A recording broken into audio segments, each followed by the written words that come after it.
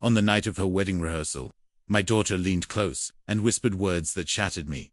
"You're not walking me down the aisle." I smiled to hide the storm inside, but in that moment, I wondered if I had already lost her. What followed was a journey through silence, secrets, and an unexpected confession at the altar that changed everything. This isn't just a story about a wedding. It's about the unspoken bond between a father and daughter, and how one whisper can break you or heal you forever. The church smelled of roses and candle wax, the kind of scent that lingers in the air like memory itself. It was rehearsal night, the quiet run-through before tomorrow's grandeur, where laughter usually filled the pews and awkward jokes smoothed out nerves. The bride stood in her ivory dress rehearsal gown, her hair pinned in a simple twist, not the final look, but close enough to make the room hold its breath. Her friends fussed over details. The officiant shuffled notes. Guests milled around with a low hum of excitement, and then she crossed the aisle, gliding toward him, her father. She stopped close, so close he could see the shimmer of foundation over freckles that hadn't changed since she was 5. She leaned in, her voice softer than the church bells outside, yet sharper than any sound he had ever heard. "You're not walking me down the aisle." The words didn't thunder. They didn't even echo. They landed with the weight of a brick on glass, and something inside him cracked. His breath caught for just a second, but his face betrayed nothing. He smiled. He had trained himself to do that over years of disappointments, misunderstandings, the ache of a family divided. The kind of smile that wasn't joy, wasn't even kindness, just armor polished enough to fool a crowd. "All right," he said lightly, as if she had asked him to pass the salt. But inside, the storm raged. His mind spun faster than the rehearsal itself. He saw flashes the first time he held her hand crossing a street, her tiny fingers wrapped tight around his thumb. He saw her wobbling down the driveway on a bike, him running alongside until she was steady enough to let go. He saw birthday candles, bedtime stories, the way she once looked for him in every crowd. And then, like a film strip snapping, it all vanished, replaced by the present. A grown woman, his daughter, telling him without hesitation that his place in her wedding, the place every father quietly dreams of, was not his. He wanted to ask why. He wanted to demand an explanation, to plead for clarity, to remind her of the nights he worked 2 jobs so she could have braces, the mornings he drove hours just to catch her soccer games. But the words stuck like stones in his throat. Because a father doesn't beg, not in public. A father doesn't collapse, not when his daughter's eyes are steady and sure. So he smiled. The choir director called for everyone to reset. Bridesmaids giggled as they fluffed dresses. The groom adjusted his tie nervously, unaware of the dagger that had just slipped between father and daughter. The scene carried on, unbroken, as though nothing had shifted. Only he knew. Only he felt the ground tilt beneath his shoes. She stepped back, her eyes darting toward the stepfather waiting by the pews, the man who would now take the place at her arm. There was no malice in her glance, just decision. The kind of decision that had been building quietly, years in the making. Without his permission, or perhaps even his awareness, the father inhaled slowly, filling his lungs with the heavy scent of roses and wax. He held himself straighter, nodded once to her like a soldier receiving orders. He wouldn't argue here. He wouldn't unravel in front of strangers and family alike. But inside, he felt it, the dull roar of thunder rolling through his chest. The rehearsal went on. Voices filled the church. Instructions were given. The bride laughed at something whispered by her maid of honor.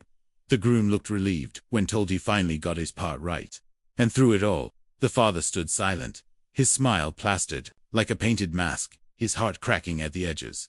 When it ended, when everyone clapped politely and began spilling into the hall for cake and small talk, he lingered at the back of the church. He pressed one hand against the cool wooden pew, grounding himself, steadying the storm inside. He had always imagined this moment differently. Walking her down the aisle, his hand over hers, the weight of a father's blessing carried in each step. Now that dream lay shattered at his feet, scattered pieces no one else noticed.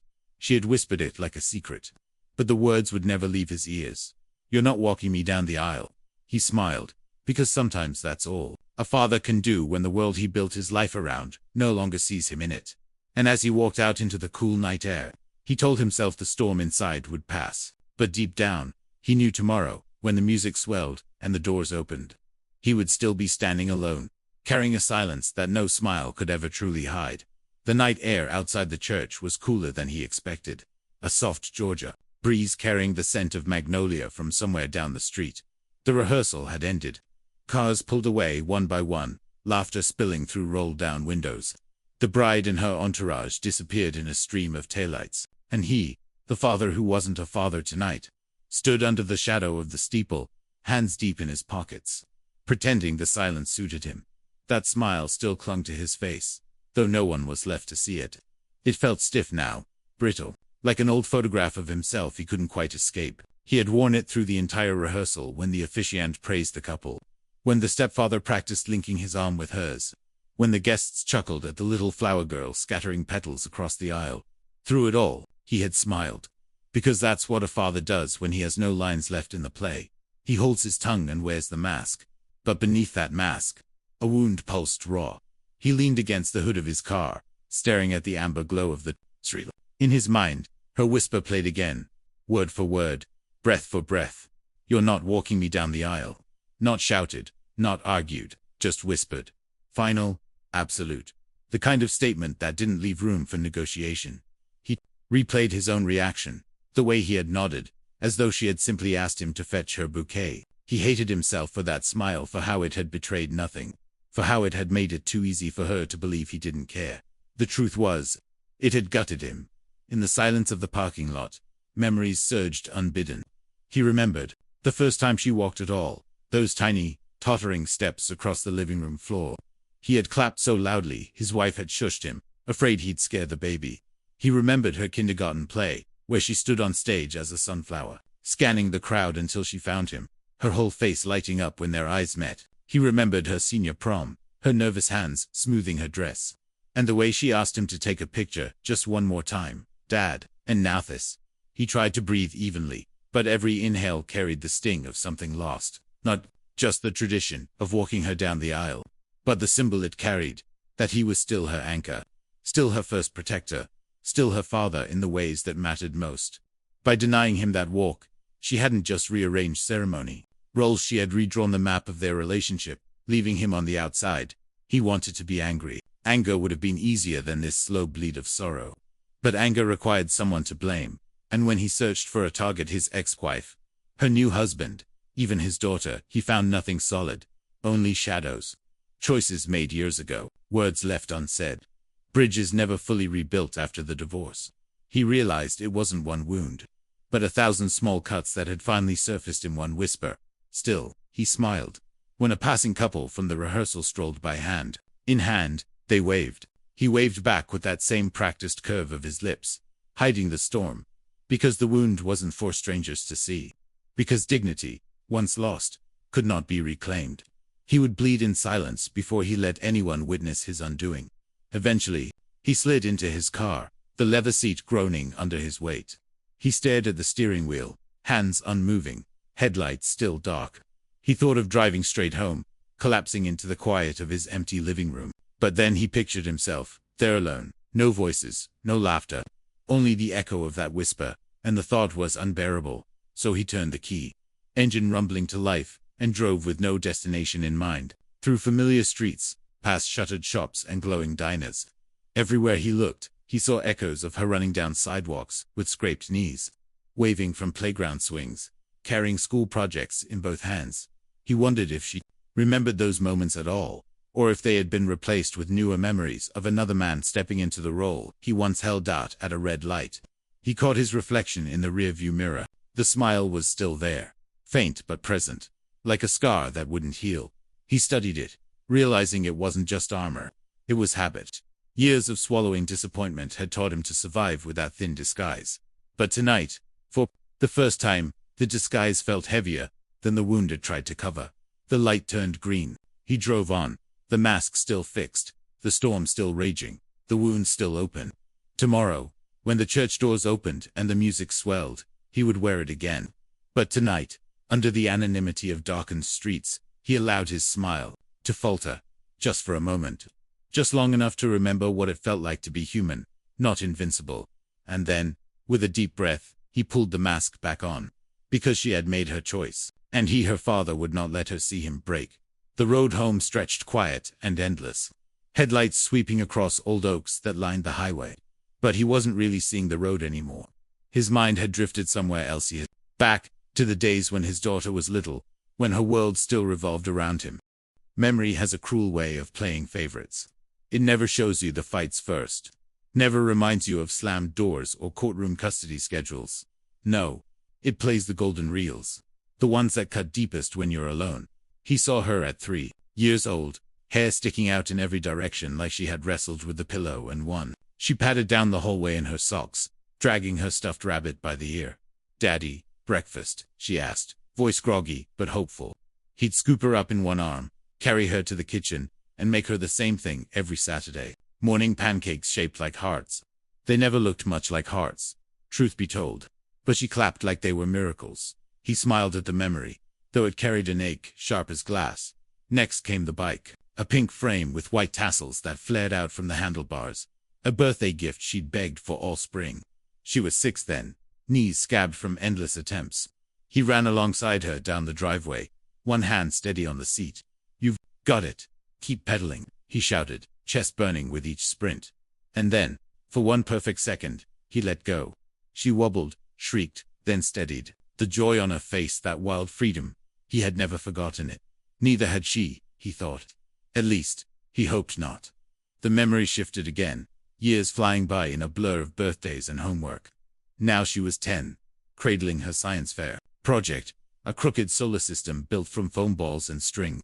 She had been nervous, her hands fidgeting. He crouched down beside her, adjusted her glasses gently on her nose, and said, "Doesn't matter if it wins. You already built a universe." That night she beamed as if he'd hung the stars himself. And then came the darker memory, the one that always followed close behind. He saw himself in a suit, sitting on a hard courtroom bench, his daughter clinging to her mother's side. The divorce had already carved a line through their lives. Weekends and weekdays were suddenly contracts, instead of choices. He had smiled then too, for her sake, promising ice cream when she came to his house, promising she would still have 2 homes filled with love. But a child doesn't hear contracts. A child hears rupture. And though she never said it, he sometimes wondered if that was the first time she stopped seeing him as steady ground. The steering wheel tightened under his grip. The whisper from tonight mingled with the laughter from long ago. How had they traveled from pancakes and solar systems to this? To a wedding aisle where he was no longer wanted. Another reel unspooled in his mind. Her high school graduation. Rows of caps and gowns, the heat of May thick in the air. He remembered, craning his neck, desperate to catch her eye. When she finally spotted him in the stands, she gave a small wave, quick, almost shy. But it was enough. He had lived off that wave for months. And yet, when college came, the calls grew fewer, the visits shorter. She found new worlds, new people, and he became more postcard than presence. He told himself it was normal, that children grow, that distance was proof of independence, not rejection. But deep down, he knew the truth. The divorce hadn't just split a marriage. It had quietly stolen pieces of him from her, one by one, until tonight. When she whispered the final cut, the flashbacks slowed, each memory leaving behind a residue of both sweetness and sorrow. He pulled into his driveway at last, sat in the idling car for a long while, headlights glaring against the garage door. The silence inside the house loomed, but he couldn't go in just yet, not with his chest full of ghosts. He closed his eyes and saw her again as a little girl, sitting on his shoulders at the county fair, sticky cotton candy on her fingers, giggling as fireworks exploded overhead. She leaned down then, whispering something too, but that whisper had been different. "I'm not scared when you're here, Daddy." He held on to that one, hard, because tonight's whisper, "You're not walking me down the aisle," might have carved him hollow. But somewhere, in the marrow of his memory, her first whisper still lived, and he would not let it die, even if she had forgotten. With a heavy breath, he shut off the engine, stepped into the silence of his house, and carried the ghosts of a father once needed inside. The house was still, the kind of stillness that rings. In the years, he hung his jacket over the chair, loosened his tie, and sat at the kitchen table where the hum of the refrigerator was the only sound. He didn't turn on the lights. He didn't need them. The shadows suited him. Shadows had become his companions, long before this night. It wasn't just his daughter's whisper that weighed on him. No, that sentence had been years in the making. A culmination of battles lost quietly, in rooms where he hadn't been present. And the architect of much of it, he knew, was his ex-wife. He had once loved her fiercely. They had been young when they married, too young. Maybe he, a man of discipline, routine, steady to a fault. She, full of laughter and lightning, craving adventure. For a time, the differences had fit together like puzzle pieces. He grounded her. She lit him up. Then came their daughter, and for a while the world seemed whole, until cracks began to show. She said he was too rigid. He said she was too restless. Arguments turned to silences. Silences turned to distance. And distance became the weapon that finally split them. By the time the divorce papers came, the only thing they agreed on was that their daughter shouldn't feel the fallout. They promised her love from both sides. But love divided has a way of reshaping itself. The first years after the divorce were a tug-of-war of weekends and holidays. He built his house into a second home for his daughter, her own bedroom, her own posters, her own toothbrush in the bathroom. He made sure it didn't feel temporary. Yet whenever she returned to her mother's, the rhythm of her stories changed. Mom says. Mom thinks. Mom and Steve took me. Steve, the stepfather, entered quietly, almost politely, like a guest who overstayed without notice. He wasn't cruel. He wasn't loud. In some ways, that was worse. He was steady, present, and there, where the father had to drive an hour to pick up his daughter, Steve was already at the dinner table. Where the father sent postcards from business trips, Steve was at the school play in person. The daughter was too young to recognize the difference. To her, it wasn't competition. It was just convenience. And convenience often wins. He never hated Steve, not openly. He shook the man's hand at soccer games, nodded across crowded auditoriums, even exchanged small talk in parking lots. But inside, resentment coiled like barbed wire. Not at Steve himself, but at the way life had written him into a role that was supposed to be his. Every time his daughter mentioned Dad and had to clarify which one, the barbs dug deeper. Tonight, when she whispered, "You're not walking me down the aisle," he saw the shadow of her mother in those words. He saw the subtle nudges, the quiet suggestions, the way her mother had always believed he was too strict, too unbending. "She needs warmth," she'd said once during a counseling session, eyes cold as steel, not rules. And he had swallowed that insult, even as he thought of the nights he sat beside his daughter's bed through fevers. The mornings he tied her shoes because her fingers were still learning. Wasn't that warmth too? But shadows don't argue. They linger. They stretch across years until even the light bends around them. And the mother's shadow stretched long. He poured himself a glass of water, the tap groaning. He sat back down, staring at the condensation sliding down the glass. In that water, he saw the reflection of himself, not the man who had taught his daughter to ride a bike, not the man who made heart-shaped pancakes. He saw the man who had been written out of the narrative, piece by piece, until tonight she no longer saw him as part of her walk into a new life.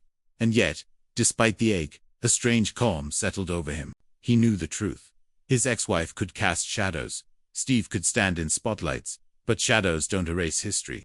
They only obscure it. Somewhere inside his daughter still lived a little girl who whispered, "I'm not scared when you're here, Daddy." That couldn't be stolen. That couldn't be erased. Still, as he sat alone in the dark kitchen, one question gnawed at him. Had her whisper tonight been her choice alone, or had it been whispered into her long before she gave it voice? He would never know. All he knew was that tomorrow, when the church doors opened, the aisle would belong to someone else, and he, the father, would watch from the pew, hidden once again in the shadow of a woman he once loved and lost. The morning of her high school graduation should have been one of pride, pure and simple. He had ironed his shirt twice, polished his shoes until they caught the sunlight, and arrived an hour early to the football field, where the ceremony would be held. Rows of folding chairs spread across the grass like soldiers in formation. The stage trimmed with red, white, and blue bunting. Parents filled the bleachers with cameras slung around their necks, chatter rising like the buzz of bees in late summer. He took his seat halfway up, not too close, not too far, just where she would be able to find him if she looked. That was the plan. That was always the plan. No matter what had happened with the divorce, no matter how fractured things had become, he believed that if she scanned the crowd, she would still search for him. The band struck up pomp and circumstance. Students filed in, caps bobbing, gowns brushing against ankles. He straightened, heart pounding, scanning the line until he spotted her. His daughter, his little girl, though not little anymore. Her tassel swung with each step. She smiled as she marched, laughing at something her friend whispered. For a moment, he forgot everything. The years of weekends lost, the phone calls missed, the custody calendars. She was his pride, walking across that field. When she sat, he leaned forward, waiting. This was the moment. She would look into the crowd, searching, like she had at the science fair, like she had at the kindergarten play. She would find him, and her face would light up. He waited. She scanned the bleachers, eyes darting here and there. He raised his hand slightly, as if she could feel the motion through the sea of faces. But her gaze slid past him. She found someone else. Her mother. And next to her mother, Steve, dressed sharp, clapping wildly. She smiled, lifted her hand in a small wave, and that was it. The first wave of the day, and it wasn't his. The moment carved itself into him like a notch in wood. He kept smiling, clapping along with the rest, but inside, something shifted. It wasn't anger, not yet. It was distance. A quiet, yawning distance that stretched between them like an invisible rope fraying at the edges. The ceremony dragged on. Speeches and awards blending together. He clapped when her name was called, even shouted her nickname, the one only he used. She turned, diploma in hand, but didn't meet his eyes. Her glance had already landed elsewhere. Later, in the parking lot, clusters of families posed for photos. He waited by his car, tie loosened, holding a small wrapped box of silver bracelet with her initials engraved. She had always loved little tokens like that. He pictured slipping it onto her wrist, hearing her laugh, maybe snapping a photo together. Proof that he'd been there. Proof that he mattered. She walked out with her mother, arm linked. Steve carried the flowers. Cameras flashed. She was radiant, surrounded, complete. For a second, she caught his eye across the lot. He lifted the box slightly, a small wave. She gave a polite smile, a tight one, and mouthed something he couldn't quite hear. Then she turned back to her mother and walked away. He stood there, the box heavy in his hands. He wanted to run after her, to press it into her palm, to say, "I've been here all along."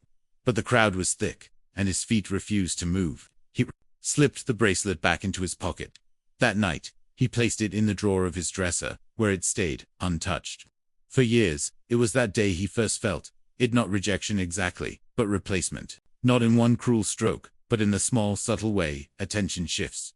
The way light follows the closest star. She hadn't meant to hurt him, he told himself. She was young, pulled in a dozen directions. But deep down, he knew, graduation was the first step down an aisle that no longer had room for him. And tonight, when she whispered her verdict, he realized that the distance hadn't started at the church. It had started here, on that field, with that wave that wasn't meant for him. It was a Thursday evening when he found out. Not from a phone call, not from a letter, not even from his daughter's voice, trembling with joy as she told him herself. No, it was his phone that broke the news. He had been sitting in his recliner after a long day at work, a half-drunk beer sweating on the table beside him, the evening news murmuring in the background. He wasn't scrolling for anything in particular, just killing time, as people do when silence feels too heavy. That's when the photo appeared. There she was, his daughter, her smile wide, her eyes gleaming, her hand held up to the camera. On her finger, a diamond ring caught the light. Her fiancé's arm wrapped proudly around her shoulders. The caption, "Read, I said yes to forever." The world seemed to tilt. He blinked once, twice, as though maybe his eyes had deceived him. But no, the comments were already flooding, in friends congratulating, relatives cheering, even strangers leaving heart emojis. And he sat there, the father, staring at a screen like an uninvited guest to the most important moment of her life. His first instinct was denial. Surely she had tried to call, and he had missed it. He checked his voicemail. Nothing. He checked his texts. Only old threads, stale with months of silence. The truth settled in his chest like a stone. She hadn't told him. Not directly. Not personally. He had been given the same seat as the rest of the world. The digital bleachers where distant acquaintances watched from afar. He thought back to when she was 14, when she came to him breathless after her first crush. She had sat on the porch swing, cheeks red, confessing every detail.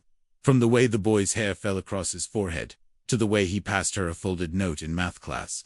She had trusted him then, spilling secrets as though he were her safe place. And now she announced her forever to everyone else before she even considered his ears worthy of hearing it. He scrolled again, studying the photo. The young man her fiancé looked decent enough. Strong jaw, neat hair, a smile that seemed genuine. He couldn't find fault there. What gnawed at him wasn't who she chose, but how she had chosen to tell. Or rather, not tell. The comments continued to roll in, So happy for you both. Can't wait for the wedding. You two are perfect together. Each one was a fresh sting, a reminder that celebration had gone on without him. He wondered if his name had even come up in the moment of proposal. Did she think of him when she slid that ring onto her finger? Or had his place in her milestones already been filled by another? He turned the phone off, set it face down on the table, and sat back in the recliner. The beer had gone warm, bitter. He didn't drink it. He just stared at the ceiling, listening to the tick of the wall clock, each second a little louder than the last dot. Later that night, he opened the top drawer of his dresser, the same one that still held the silver bracelet from her graduation. He added a folded piece of paper to the drawer, an unsent letter. In it, he had written, "I would have liked to hear it from you. I would have liked to see your face when you told me you found someone worth forever." He didn't sign it. He never did. The next morning, he told himself not to dwell. He called her, left a message of congratulations, his voice steady, cheerful even. He said all the right things. That he was proud, that he was happy, that he couldn't wait to meet the young man properly. And when he hung up, the silence rushed back in.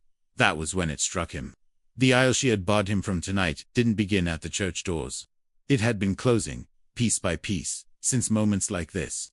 A graduation wave that wasn't his. An engagement announced to the world before it was whispered to him. And as he sat alone at his table, he realized the walk down the aisle was never stolen in one step. It had been taken slowly, mile by mile, until by the time she whispered her decision, the road had already ended for him. The rehearsal dinner was held at a restaurant on the edge of town. The kind with white tablecloths and candles flickering in glass jars, soft music humming under the clatter of silverware. For most families, it was a night of celebration, of toasts and laughter, of stories shared over plates of pasta and wine. But for him, it was another reminder of just how far the distance between him and his daughter had stretched. He arrived early, as he always did. Habit, perhaps. Years of military discipline had made him believe being on time was being late. He wore his best suit, pressed that afternoon, and carried a small card with a handwritten note for his daughter tucked inside his jacket pocket. He thought maybe he'd slip it to her quietly, a gesture to remind her that he still saw her, still thought of her beyond the public spectacle of wedding plans. But when he walked in, no one looked for him. The long table was already set, half-filled, with voices that overlapped and laughter that came easy. His daughter sat near the center, radiant in a pale blue dress, her fiancé beside her. To her left, her mother, and to her mother's left, Steve. The stepfather leaned in comfortably, his arm draped across the back of the chair, telling a story that had her laughing so hard, she nearly spilled her drink. The sight stopped him cold. That laugh, it was the one he used to earn. He remembered the years when he was the one telling the jokes, the one pulling funny faces across the dinner table just to hear her giggle. Now, it belonged to another. He cleared his throat and approached, but she didn't notice him right away. It was her fiancé who spotted him first, standing awkwardly with his hands at his sides. "Hey, sir," the young man said warmly, rising to shake his hand. "Glad you made it." He managed a smile, shook the boy's hand firmly, and nodded. "Wouldn't miss it." His daughter finally turned. "Dad," she said, polite surprise flickering across her face. She hugged him quickly, then motioned to a seat at the far end of the table. "We saved you a spot." The end of the table. Away from her, away from the center, away from the laughter. He sat, trying not to let the sting show, unfolding his napkin with deliberate calm. Throughout the evening, he listened more than he spoke. Stories flowed from her mother's side of the table: vacations, shopping trips, funny mishaps during the wedding planning. Steve chimed in easily, his voice confident, his role cemented. Every so often, his daughter glanced his way, smiling politely as if to include him, but her attention snapped back just as quickly to the conversations near her. When the waiter brought wine, he raised his glass quietly, a small toast under his breath. "To you, sweetheart," he whispered, though no one heard. The official toasts came later. Her fiancé's parents spoke first, voices full of pride and promise. Then her mother rose, offering a tearful recollection of her daughter's childhood, thanking everyone for being part of such a special journey. When she sat, the table erupted in applause. Then Steve stood, his chest tightened. The stepfather spoke warmly, confidently, weaving stories of his bond with the bride. How honored he was to be part of her life. How proud he was of the woman she had become. Each word felt like a stone in the father's chest. He clapped with everyone else, his smile fixed, his wounds hidden. No one asked him to speak. No one handed him the floor. He sat in silence, sipping water that tasted faintly of salt, until the plates were cleared and the crowd began to disperse. When it ended, he lingered outside by the parking lot, watching through the window as his daughter hugged her friends, her mother, and finally Steve. She leaned into him, her head on his shoulder, as if it were the most natural thing in the world. He wanted to walk back in, to remind her who had carried her on his shoulders through county fairs, who had bandaged her knees, who had stayed up through fevers. But he didn't. He stood in the shadows, his hands in his pockets, and let the moment pass. By the time he drove home, the card in his jacket was still untouched. The words he had written, "I will always be proud of you. Nothing can change," that remained folded, silent, pressed against his chest like a secret. That night, lying awake in the dark, he realized something cruel.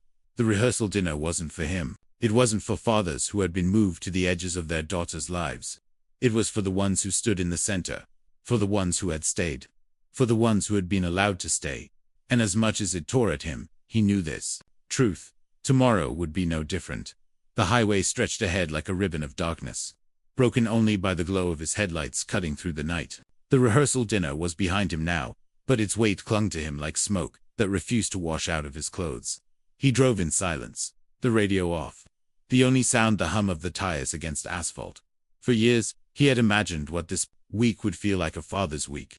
The moment when all the sacrifices, long nights, second jobs, weekends spent coaching Little League instead of resting would be repaid by something intangible but real. Pride, connection, a hand resting on his arm as his daughter said, "Walk me down the aisle, Dad." He had pictured it with such clarity that sometimes he swore he had already lived it. But tonight, he was wide awake in the truth. The aisle would not be his. The laughter at dinner was not his. Even the stories being told about his daughter's life, half of them were ones he hadn't been there to witness. That realization landed heavier than any single word she'd spoken. He wasn't just excluded from the ceremony. He had been excluded from chapters of her life. Quietly, without announcement. The dashboard clock ticked toward 10:30. He gripped the wheel tighter, replaying the evening in sharp flashes. The way she had waved him toward the seat at the far end of the table. The way Steve, her stepfather, stood confidently, telling stories about her growing up, like they belonged to him. The way her smile had lingered longest on the people sitting closest to her, while his remained politely distant, like an afterthought. He told himself not to resent her. She was grown now, building her own life, creating her own circle. That was the job of a parent, wasn't it? To raise a child until they didn't need you anymore. But knowing that truth didn't soften the ache. It sharpened it. Because this wasn't independence. This wasn't a child growing into her own. This was a daughter who had decided, consciously or not, that her father's place in her life could be replaced. The road curved, and he slowed, passing the dark outline of pine trees. He thought about the card still folded in his jacket pocket, the words he hadn't given her. "I will always be proud of you." Nothing can change that. Pride was still there, yes, but tonight it felt buried under layers of loss. Pride without presence, love without voice. At a red light, he stared at his reflection in the windshield, faint and ghost-like in the glass. He looked older than he remembered, the lines around his eyes deeper, the gray in his beard more pronounced. When had that happened? When had the years slipped so quickly from bedtime stories to this empty car ride home? The light turned green, but he didn't move right away. He sat there, hands frozen on the wheel, watching the empty intersection. For a fleeting second, he wanted to turn the car around, to drive back to the restaurant, to burst through the doors and tell her everything, how much it hurt, how much he still loved her, how much he needed her to know he hadn't left. He hadn't stopped being her father, no matter what anyone else said. But he didn't. He pressed his foot on the gas and drove on, the chance passing, like so many others before it. By the time he pulled into his driveway, the neighborhood was asleep. Porch lights dim, curtains drawn. He sat in the car for several minutes, the engine ticking as it cooled, his hands still wrapped around the wheel. The silence was suffocating, but he didn't move, not yet. Finally, he opened the glove compartment and pulled out the old leather notebook he kept there. Its pages were filled with letters he'd never sent, birthday notes, apologies, words of pride and love that had never left his hands. He flipped to a blank page, the pen trembling slightly as he wrote, "Tonight I felt like a guest in your life. But even guests get invitations. I wasn't given one." He closed the book, slid it back into the glove box, and sat in the dark. For a long while. Tomorrow would be the wedding. Tomorrow she would walk the aisle, and he would sit in the pew, smiling the smile that hid the wound. But tonight, on this quiet ride home, he let himself feel it fully, the grief of a father whose place had been moved from the center to the edges. Not in one blow, but in 1,000 quiet steps. And the cruelest part was knowing she may never even realize how far he had been made to travel alone. The house welcomed him with silence, as it always did. No laughter spilling from the kitchen. No footsteps racing down the hallway. No voice calling out, "Dad, you home?" Just silence, thick and patient. Waiting to see if he would finally break, he set his keys on the counter, loosened his tie, and walked into the living room where the old leather notebook waited on the coffee table. He had taken it from the glove box on his way inside, gripping it as though it were a lifeline. The notebook was worn now, its spine cracked, corners softened from years of opening and closing. The leather smelled faintly of dust and ink, the scent of secrets too heavy to be spoken aloud. He sat on the couch, flipped it open, and let the pages tell the story he never had. The first entry was dated 12 years back. His handwriting was steadier then, bold and certain. "She lost her first tooth today," he had written. "I told her the tooth fairy was generous when Dad's got to be the collector. I slipped a 5 under her pillow, even though we both know the going rate is $1. But she deserved more. She always does." He turned the page. Another entry, years later. "Middle school hasn't been kind. She came home crying about kids, teasing her braces. I told her the same thing my father told me. Pain builds strength. But tonight, I wish I had just told her she was beautiful, because she is." He swallowed hard, his finger tracing the ink that had smudged from the pressure of his hand all those years ago. The next entry bled heavier. "The divorce was finalized today. She wouldn't look at me in the courtroom. I don't blame her. I don't blame anyone but myself. I just hope she'll remember that I never left her. I never will." Page after page carried his life with her, a life recorded, but not shared. Notes from birthdays, from first concerts, from weekends when she fell asleep on the couch halfway through a movie and he carried her to bed. Words he had wanted to say aloud, but hadn't. Words like, "You're my compass," and "You make me proud every day," and "Please don't mistake my silence for indifference as fear that I'll say the wrong thing and lose you." Further, he flipped to more recent years, and the entries grew sharper, thinner, as though he had less to write about, because there was less of her to witness. A graduation photo clipped to one page, the silver bracelet still taped next to it, "Never given." A short note beneath. She waved, but not at me. The most recent entry, written only a week ago, stopped him cold. His own handwriting, shaking with hesitation. "She's getting married. I don't know if I'll be asked to walk her down. The aisle part of me already knows the answer. If I'm not, I'll smile. Because a father's job isn't to hold the spotlight. It's to hold steady, even when the light moves on." He closed the notebook gently, resting his hand on the cover as though it were fragile. It wasn't just paper. It was a record of all the love he had given, all the moments he had witnessed, all the words he had never dared speak. And in the quiet of the room, it felt heavier than any box of medals, heavier than any burden he had carried before. The regret pressed down hardest now. Not the regret of loving her, that would never change, but the regret of silence. He had written thousands of words in ink, but far too few in her ears. He had let fear, pride, and distance dictate when he spoke. And now, with a wedding less than a day away, he wondered if silence had already cost him more than he could bear. He leaned back on the couch, eyes closing, notebook still pressed against his chest. Tomorrow he would smile. Tomorrow he would watch. Tomorrow he would be the father who hid his wound. But tonight, in the safety of his empty house, he allowed himself to whisper aloud, as if the walls could carry the words to her somehow. "I have always been proud of you. Always." The silence absorbed his confession, and the journal of regret remained unopened beside him, swollen with the weight of all the words that had never crossed the space between them. The knock came just after 9, sharp and deliberate, cutting through the quiet of the house. He hesitated. Visitors at this hour were rare, especially here, where the street curled into silence after sundown. He set the leather notebook aside, rubbed his face, and walked to the door. On the porch stood Daniel Hayes, his oldest friend. They'd served together once, years ago, back when uniforms still fit snug and orders carried the weight of destiny. Daniel was broader now, his hair silver, his gait slower, but his eyes, those clear, unwavering eyes, hadn't changed. Gonna let me in? Daniel said gruffly. Or are we gonna have this reunion out here with the mosquitoes? He managed a tired smile, stepped aside, and let him in. Daniel carried with him the smell of tobacco and the faint creak of old bones. He took the recliner without asking, as he always had, and leaned back with a sigh. Figured you'd be here, Daniel said. Saw the lights. Thought I'd check. On you. Check on me, he asked, sinking back onto the couch. I'm fine. Daniel's laugh was short, dry. That the line you're rehearsing for tomorrow, I'm fine. 'Cause if it is, you better work on your delivery. He didn't answer. He reached for the notebook on the table, but then stopped, unwilling to expose the pages that bore his heart. Daniel studied him a long moment. She told you, didn't she? His head snapped up. Told me what? That you're not walking her down the aisle. The words landed heavy, though not surprising. He exhaled slowly. Yeah, she told me. Daniel nodded, not smug, just certain. I figured. Saw the way you looked at rehearsal. You wear silence like a uniform. Always have.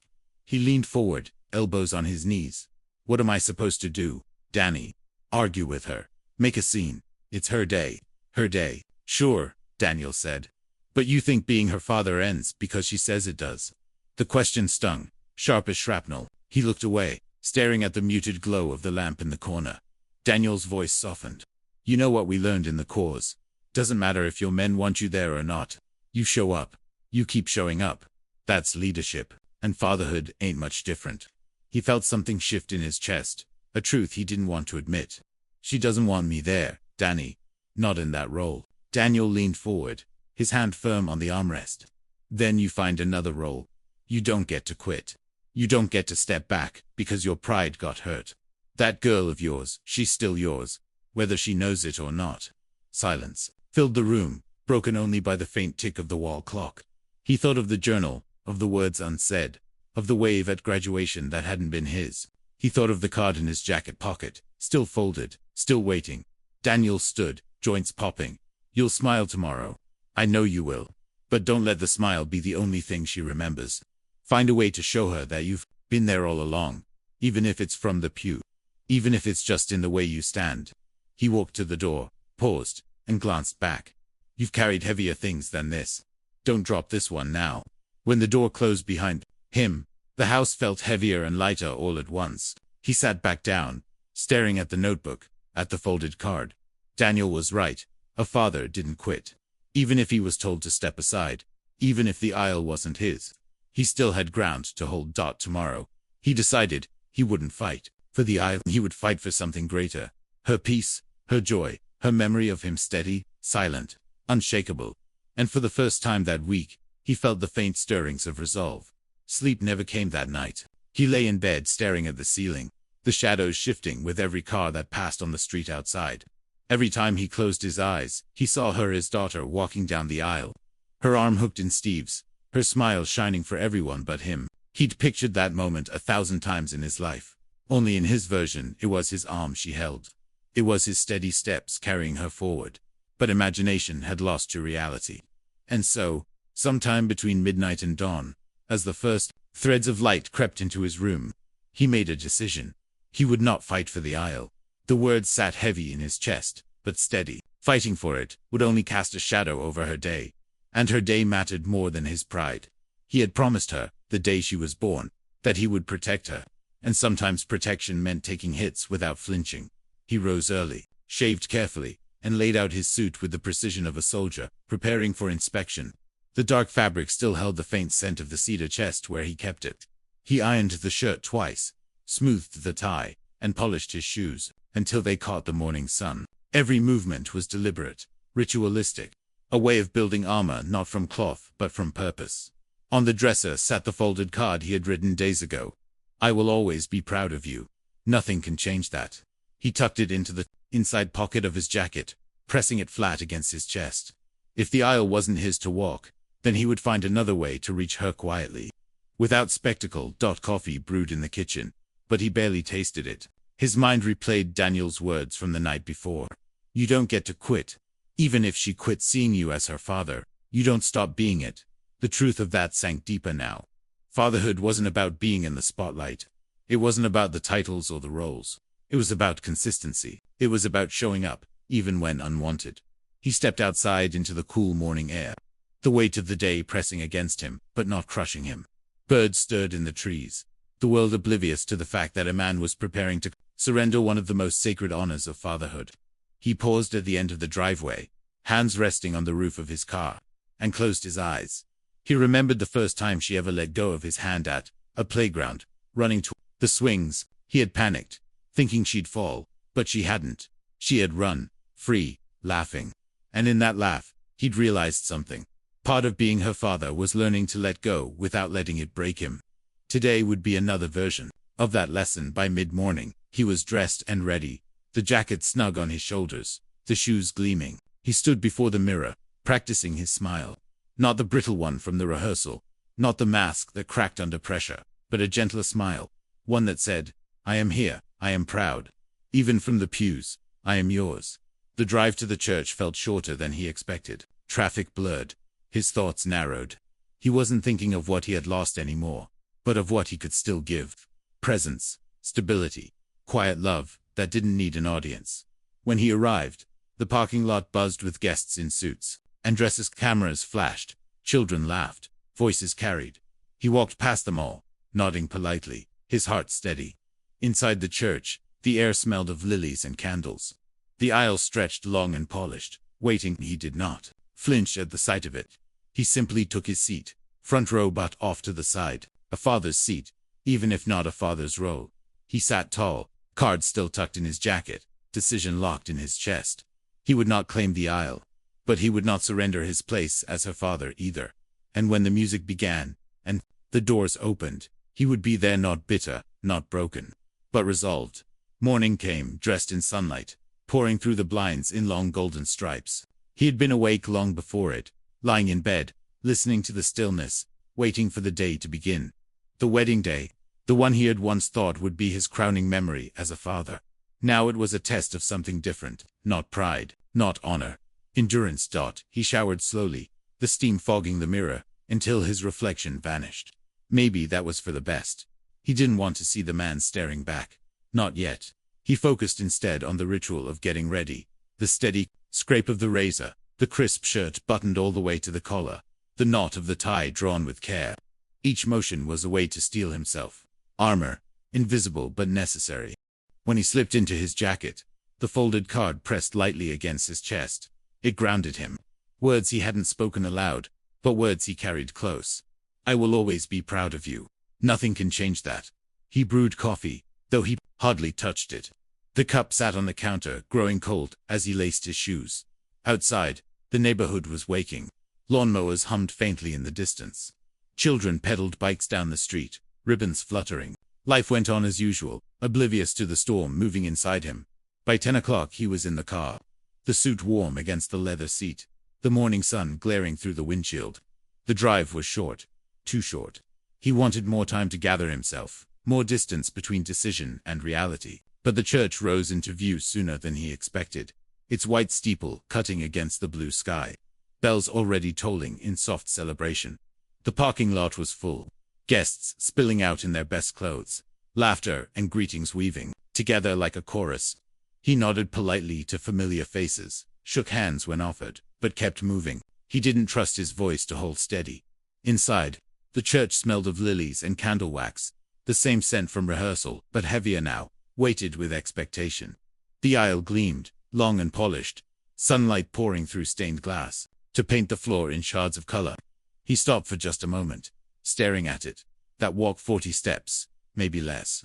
Steps he had dreamed of for years. Now it belonged to someone else. He found his seat in the front pew, on the groom's side, though he knew his presence was more symbolic than structural. Guests settled around him, whispers rising, programs fluttering. He sat tall, hands folded on his lap, face calm, but inside, his heart rattled against his ribs like a caged thing. The organist began to play softly, a warm hum filling the space. The groom stood at the altar, shifting nervously, his groomsmen whispering encouragement. Bridesmaids lined up, in the back, dresses rustling, laughter spilling in nervous bursts. And then he glimpsed her in the vestibule.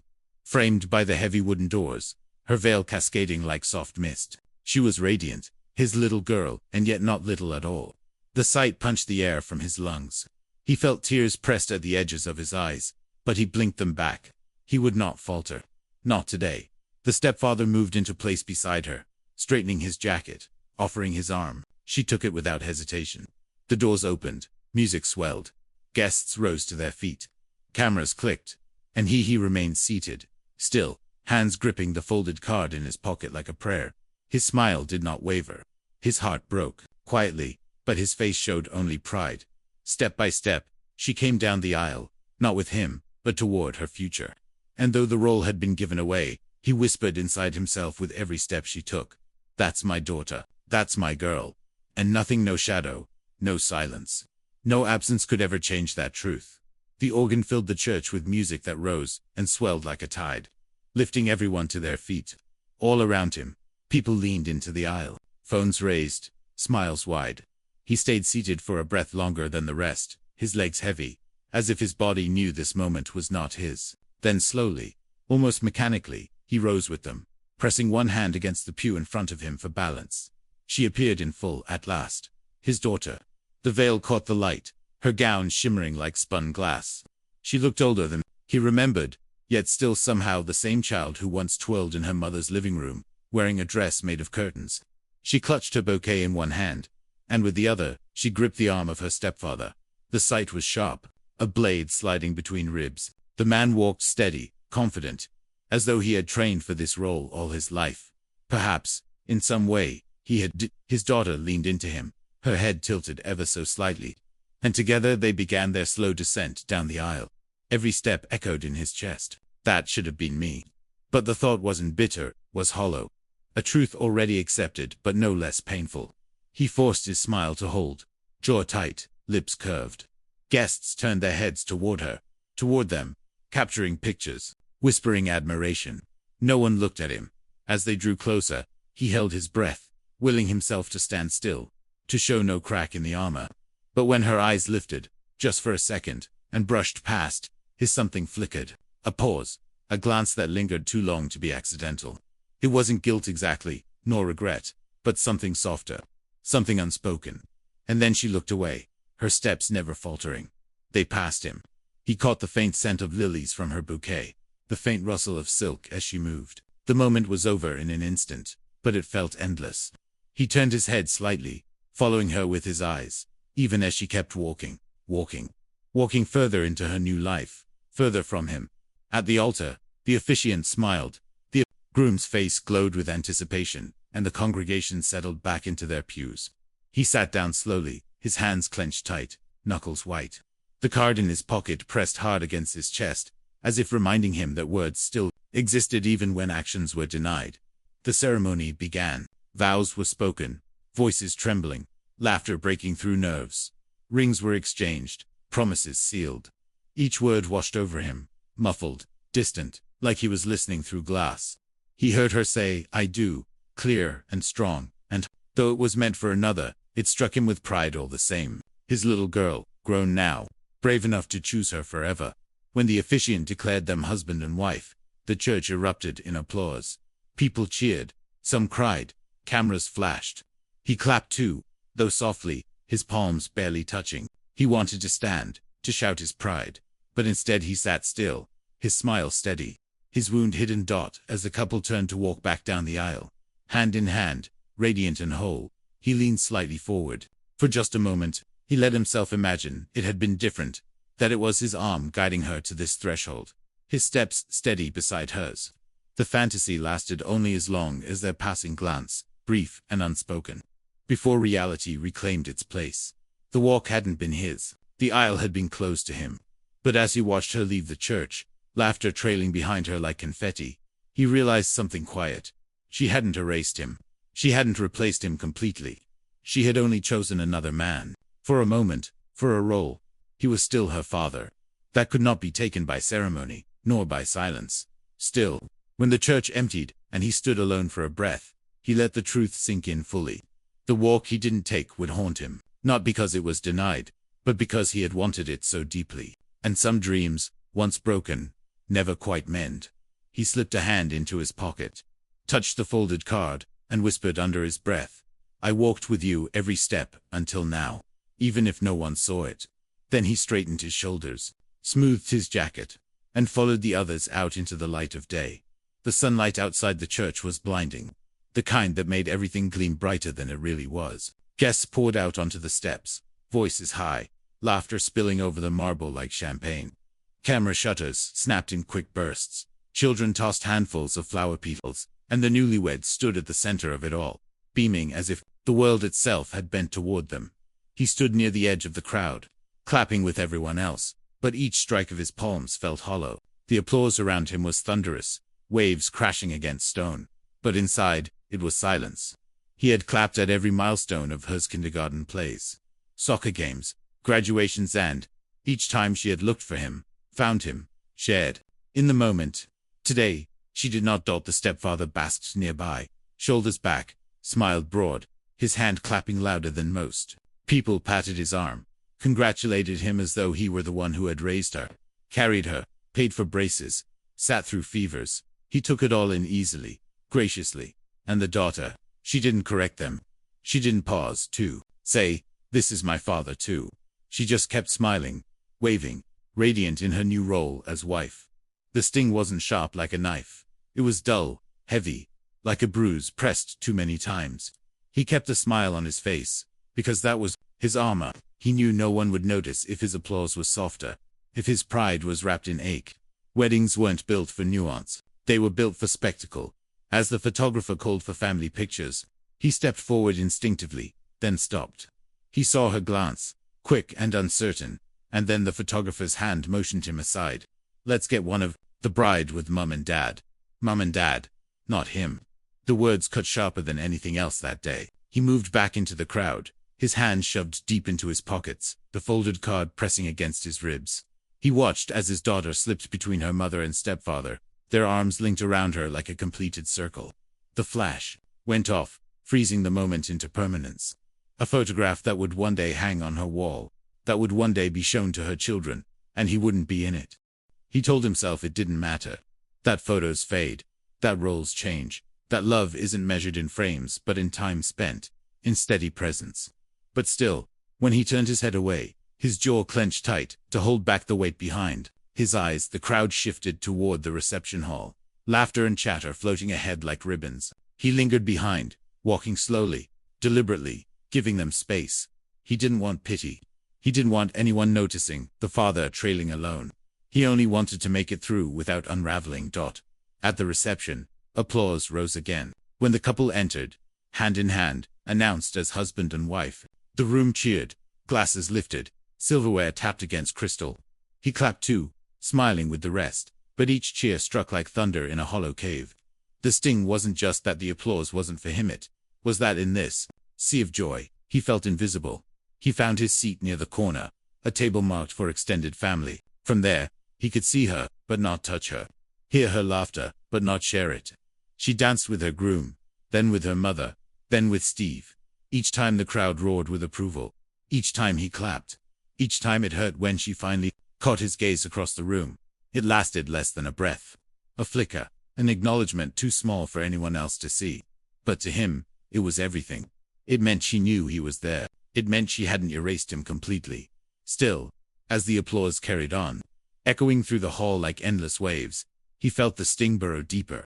Because applause is loud, but absence is louder. And tonight, he was learning that being present didn't always mean being seen. He pressed a hand against his chest, feeling the folded card inside his jacket. The words waited. His pride waited. His love waited. Someday, he thought, she might read them. Someday she might understand. For now, he smiled, he clapped. And he swallowed the sting, like it was part of the vow he had made the day she was born, to protect her joy, even at the cost of his own. The reception hall glowed under strings of white lights, each bulb soft as starlight. Tables were dressed in ivory linen, centerpieces of roses and candles flickering in glass faces. Guests moved with wine glasses in hand, laughter rising in bursts, the air rich with the smell of roasted chicken and buttered rolls. It should have felt like celebration. To him, it felt like another stage he wasn't invited onto. He sat at his table near the corner, where the music was softer, where people came and went without noticing him. From here, he could see her clearly, the bride, his daughter, cheeks flushed from dancing, her veil pinned now in a simpler knot. She was radiant, the center of gravity, in a room that orbited her. He lifted his glass once, quietly, a silent toast only he would ever know. The DJ's voice boomed over the speakers. "All right, folks, it's time for the speeches." Applause scattered across the room. The clinking of forks against glasses echoed like tiny bells.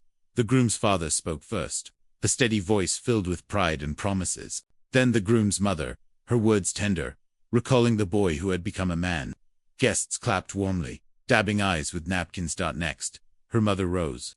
She spoke with practiced ease, recounting stories of ballet recitals, of sleepovers, of lessons learned. Every sentence was met with fond laughter, nods of recognition. Then, inevitably, Steve stood, his voice carried effortlessly, rich with anecdotes about guiding her through hard teenage years, about helping her study for college entrance exams, about being so honored to walk her today. The crowd responded with thunderous applause, some even standing. Cameras flashed, sealing him into memory. From his seat in the corner, the father clapped too, steady and quiet. But his palms barely touched. The sting from earlier returned, a dull throb in his chest. He braced himself for another speech, another reminder that his role had been trimmed down to nothing. But then, something unexpected happened. His daughter rose. She reached for the microphone, her fingers trembling slightly. The crowd hushed, anticipation rippling like a wave. She cleared her throat, her eyes scanning the room until they landed somewhere near him. For a heartbeat, she didn't speak. Then, softly, she began.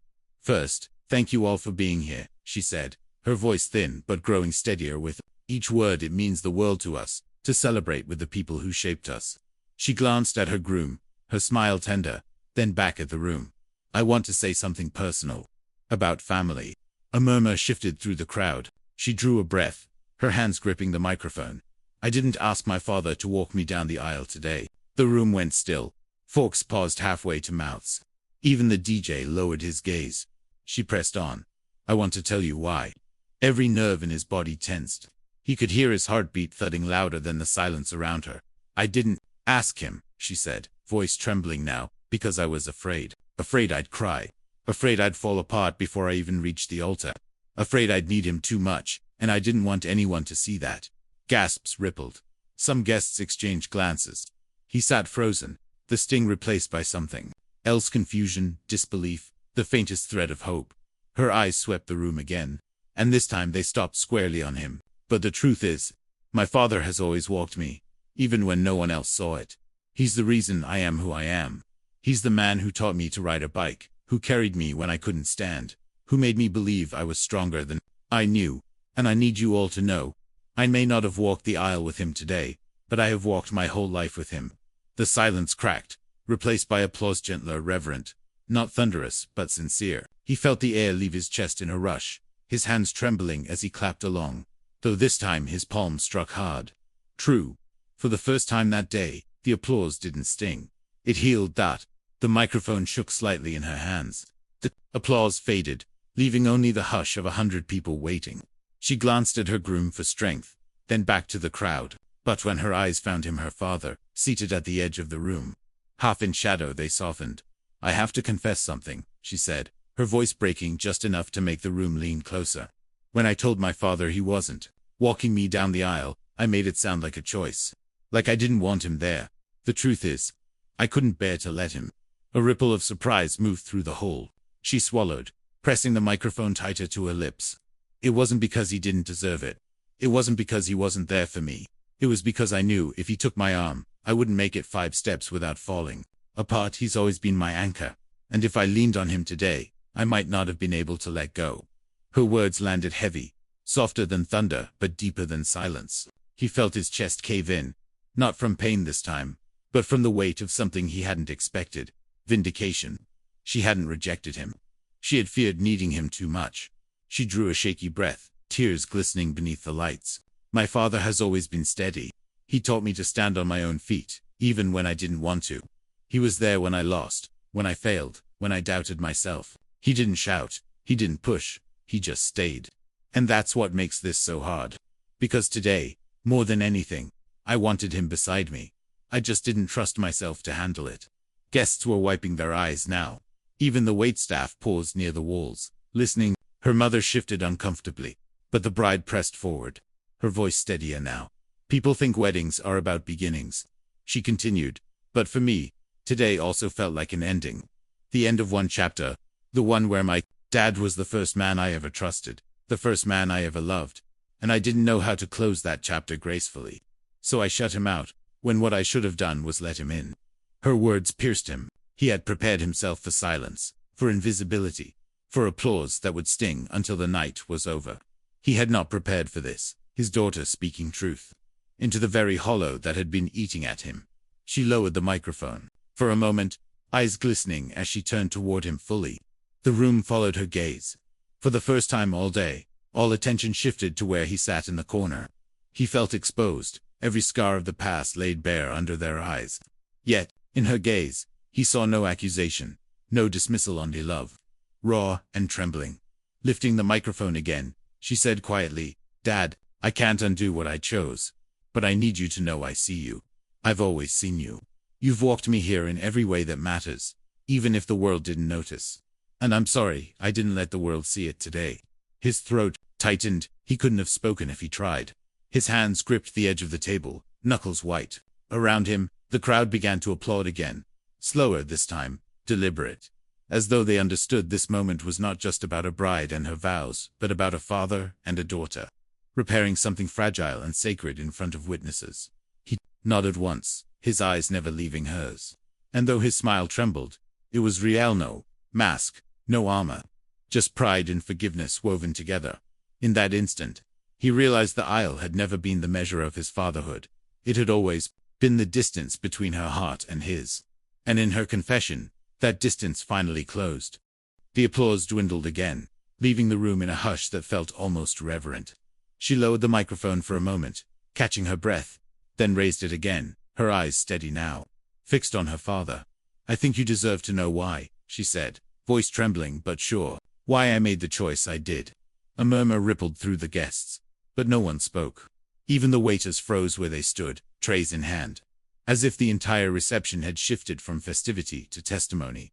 Her groom placed a gentle hand on her back, grounding her. She nodded faintly, then turned her gaze fully on her father again. "When I thought about walking down that aisle," she began, "I imagined looking at you and seeing every moment of my life reflected back at me. The scraped knees you bandaged, the nights you stayed up while I fought fevers, the mornings you made pancakes shaped like hearts, even when they came out looking like lopsided blobs. I knew if I looked at you, I'd remember all of it and I'd break. Not because I didn't want you there, but because I wanted you there too much." Her words pierced him in a way nothing else had. For so long, he had believed her whisperer. Not walking me down the aisle was rejection. Now he understood it had been fear. A fear of needing him, of being vulnerable in front of the world. She swallowed hard, her voice catching. "I was afraid if you walked me, I'd never let go. That I'd cling so tightly to your arm. I'd trip, I'd cry, I'd fall apart in front of everyone. And this day was supposed to be about me stepping into a new life. How could I step forward if I couldn't stop looking back at you?" The room was still, except for the faint hum of the lights and the sound of her words falling like stones into water, rippling outward. Guests dabbed their eyes with napkins. A bridesmaid clutched her bouquet tighter. Even the groom blinked fast, swallowing emotion. She steadied herself, took another breath. "So I made the wrong choice. I told myself it would be easier if I kept you out of that walk. But when the doors opened, when I took that first step, all I wanted was you. Every single step, I thought of you. And by the time I reached the altar, I realized something. I hadn't walked it alone. I never have. Because you've always been walking with me, whether people saw it or not." His chest tightened, his throat burning. The words he had written in his journal. Words he never thought she'd know. "I walked with you every step until now." Even if no one saw, it were now being spoken back to him. It was as if she had reached across years of distance and pulled him into the light. Her hand trembled as she lowered the microphone slightly. "I didn't let you walk me today, Dad, not because you weren't worthy, but because you've already walked me farther than any aisle could carry. And I'll carry that for the rest of my life." For a long moment, no one moved. Then the applause rose again, not raucous but deep, heartfelt. A sound that wasn't just for the bride and groom, but for the father and daughter who had just bridged an invisible canyon. He pressed his hand over the card in his pocket, eyes glistening. He didn't need to read it anymore. She had already spoken its truth aloud. And in that instant he understood why.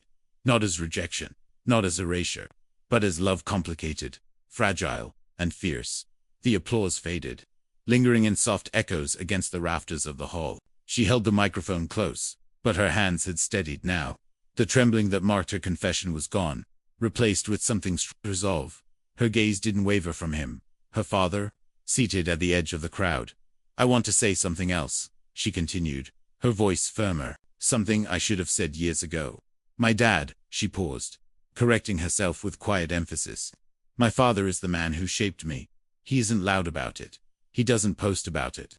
He never demands credit. But he has always been there, even when I didn't always see it, even when I didn't always show it." Heads turned toward him. For the first time that day, the spotlight swung in his direction. He shifted in his seat, uncomfortable with so many eyes. But he didn't look away from her. She pressed on. "There were nights I called him crying, and he just listened. There were days I doubted myself, and he reminded me who I was. He showed me what strength looks like, not by yelling or forcing, but by standing steady, even when everything else felt like it was falling apart. That's the kind of father he is. And today, even though he didn't walk me down the aisle, I need everyone here to know I would not be standing here at all if not for him." The words struck deep. His throat tightened as the crowd erupted again. But this time the applause was different. It wasn't polite, nor obligatory. It was raw, warm, carrying the weight of recognition. People glanced at him, clapping harder, some even standing.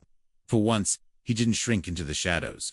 He let it wash over him, though his eyes never left hers. She lowered the microphone, but then lifted it once more, her voice softer now. "Dad, you've always told me, without saying it, that your job was to make sure I could walk on my own. And you did. You did it so well that I thought I didn't need you beside me today. But I see now, I still do. Not to walk me to someone else, but to remind me that no matter where I go, I'll always carry you with me." Tears blurred his vision. He blinked them back, but one slipped free, tracing a path down his cheek. He didn't care who saw. For the first time in years, he wasn't hiding behind the mask. He wasn't smiling to disguise the wound. He was simply himself, a father. Seeing her groom squeezed her hand, whispering something only she could hear, and she nodded. Then, turning back to the crowd, she said, "So tonight, I want to give him what I should have given him this morning. I want him to share this day with me in a way that's ours. I want him to dance me into this new life."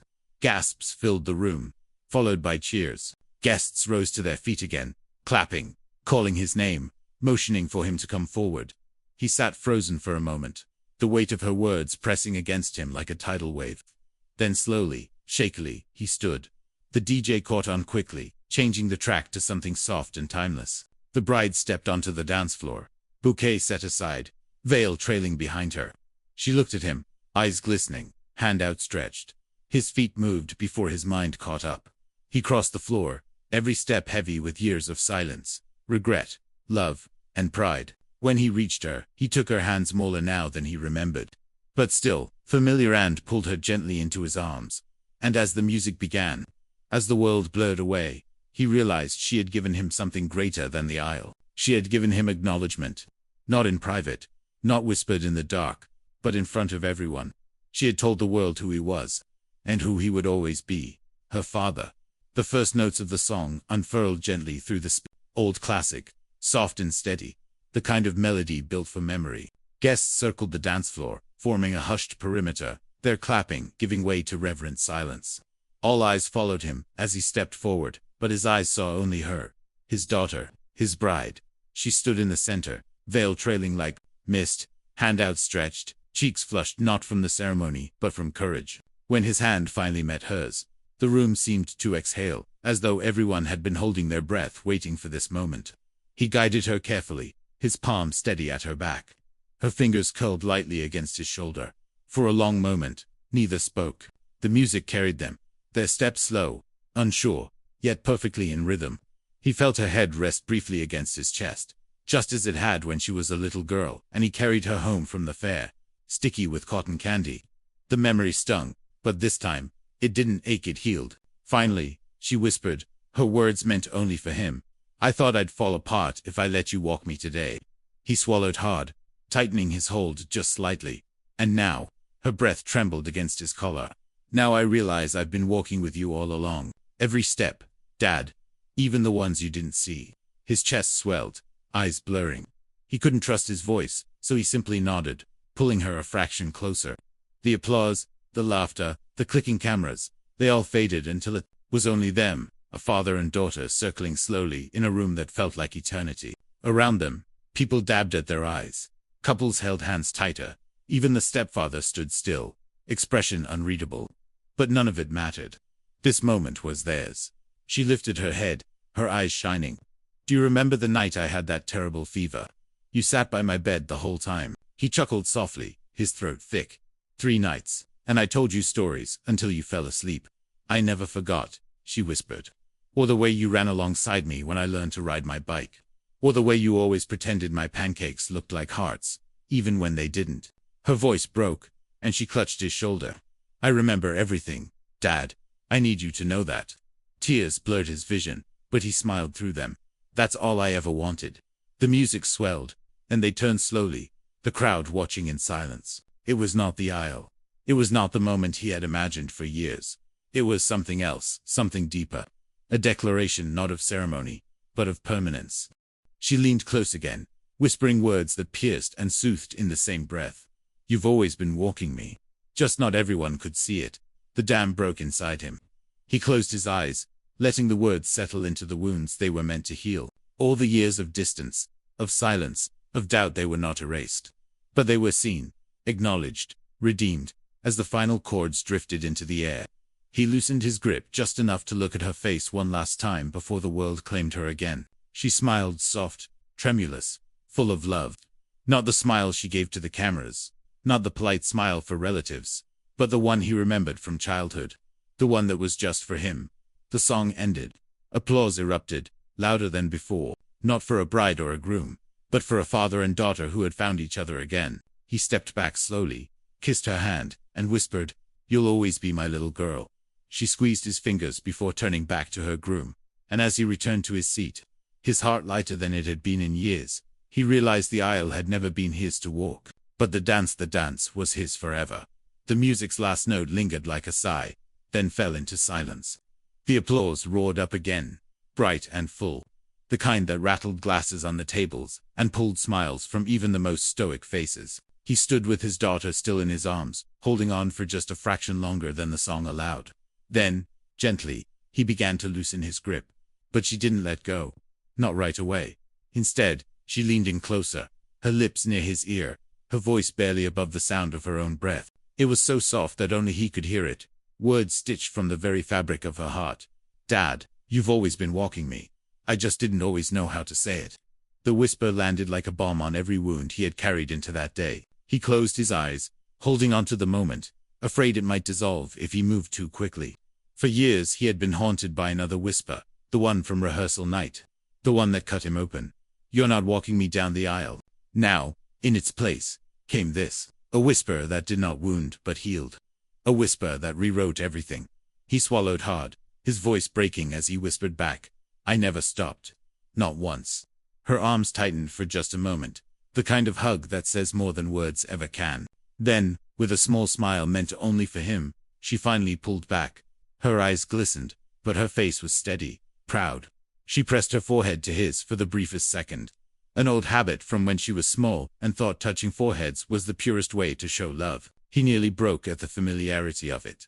The crowd, oblivious to the whispers passed between them, cheered again as she turned toward her groom. The DJ announced the next dance, the next speech, the next moment in a cascade of traditions. But for him, the evening had already peaked. The rest was noise, pleasant, but unnecessary. He had been given what he thought was lost forever: acknowledgement, closeness, truth. He returned to his seat slowly, the applause still swirling. He felt lighter, as though something that had pressed against his chest for years had finally been lifted. He looked down at the folded card in his pocket, the one that said, "I will always be proud of you. Nothing can change that." He almost laughed through his tears. He didn't need to give it to her now. She already knew. She had said it herself, in her own way. At his table, relatives smiled at him, nodding as though they, too, had witnessed the invisible thread between father and daughter being pulled taut again. A few reached across to squeeze his shoulder. He accepted the gestures quietly, though his heart thundered with gratitude. He glanced back at her once more. She was laughing now, spinning into the next moment, the next chapter. But every so often, her eyes flicked toward him, and when they met, she didn't look away. Each glance was a whisper of its own, an echo of what she had told him on the dance floor. "You've always been walking me." He thought of all the years he had spent wondering if he'd lost her. All the nights filling his journal with words he feared she'd never read. All the silence that had convinced him he was invisible. Tonight, in one whisper, she had returned him to himself, not with ceremony, not with spectacle, but with something more sacred. Truth. The music swelled again, couples stepping onto the floor, laughter spilling across the hall. He leaned back, let out a long breath, and smiled, not the brittle mask he had worn for years, but something deeper, freer, because now he understood. The aisle had been fleeting, but the whisper that was eternal. Long after the last song had been played, after the final toast and the clatter of plates cleared away, he lingered at his table. The reception hall was thinning out, guests drifting toward the doors with coats draped over their arms, their laughter echoing down the corridor. The lights dimmed, candles flickered low, and still he sat, his suit jacket loosened, his tie undone, watching his daughter across the room. She stood with her groom, saying goodbyes, hugging relatives, laughing at some last-minute joke. Her veil had been tucked away, her hair falling loose around her shoulders, and she looked for the first time that night completely herself, not just a bride, not just a daughter, simply the woman she had become. He should have felt grief, regret, the ache of the aisle he had not walked, but instead, something else filled him. Peace. Not perfect, not whole, but steady, like a ship finally finding calm waters, after years at sea. He thought back to the moment that had started it, or the whisper at rehearsal. "You're not walking me down the aisle." He had carried those words like a wound, believing they were rejection, believing they erased him. But tonight, she had given him another whisper, one that rewrote the first. "You've always been walking me. I just didn't always know how to say it." That was what he would carry forward. Not the absence, but the acknowledgement. Not the aisle, but the dance. As the hall emptied, he rose slowly, his knees stiff from sitting too long. He slipped his hand into his jacket pocket, fingers brushing the folded card he had written days before. He pulled it out, smoothed the edges, and stared at the words in his own handwriting. "I will always be proud of *U. Nothing can change that." He considered leaving it for her, sliding it into her bouquet, tucking it into her purse, but then he folded it back into his pocket. She didn't need the words on paper anymore. She had heard them in his silence, and he had heard them in hers. Stepping outside, the night was cool, the air sharp with autumn. The parking lot was mostly empty, just a few cars pulling away. He walked slowly to his own, but before opening the door, he turned back to look at the glowing windows of the hall. Inside, his daughter laughed again, her head thrown back, her life beginning. For years he had worried about being forgotten, replaced, erased by shadows and silence. But now, he understood something he hadn't before. Fatherhood was never about the roles others granted him. It was never about titles or photographs or even ceremonies. It was about presence. It was about the steady, unseen walk alongside her, even when she didn't look back. The aisle, he realized, had been a symbol. But symbols fade. The walk they had shared through scraped knees, through science projects, through heartbreak and fevers and laughter, that was real. That was permanent. That was theirs. He opened his car door, the leather seat cool against his back, and sat for a moment longer. The street was quiet now, the glow of the church fading in the rearview mirror. He thought of the journal at home, its pages filled with words unsent. Maybe, he decided, he wouldn't add to it tonight.